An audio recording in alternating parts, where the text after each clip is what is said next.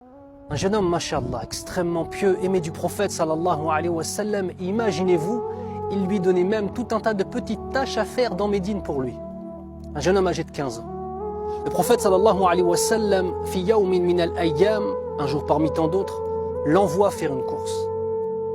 Le jeune part la faire avec toute la joie qu'on peut s'imaginer de servir le prophète sallallahu alayhi wa sallam.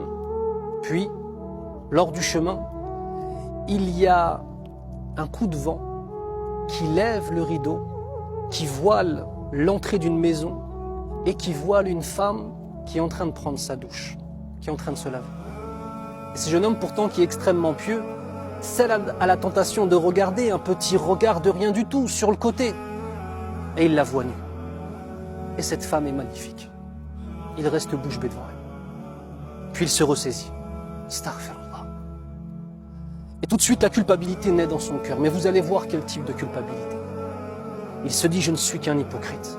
Je suis au service du prophète sallallahu alayhi wa sallam.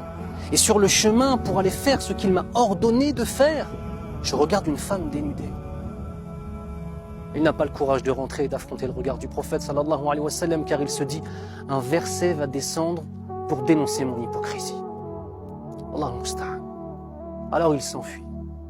Le prophète sallallahu alayhi wa sallam l'attend, voyant qu'il ne revient pas, commence à se faire du souci. Une prière passe, 2 prières passent. Tha'laba n'est toujours pas revenu.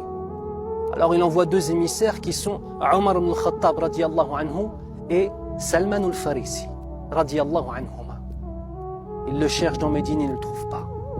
Un jour passe, 2 jours passent, et au fur et à mesure que les jours passent, le sentiment de crainte qui est dans le cœur du prophète sallallahu alayhi wa sallam ne cesse d'augmenter. Il a peur pour Tha'laba. Jusqu'à temps qu'il y ait même des dizaines de jours. Et à ce moment-là, il mandate tout un tas d'hommes de Médine retrouver Tha'laba ibn Abd al-Rahman.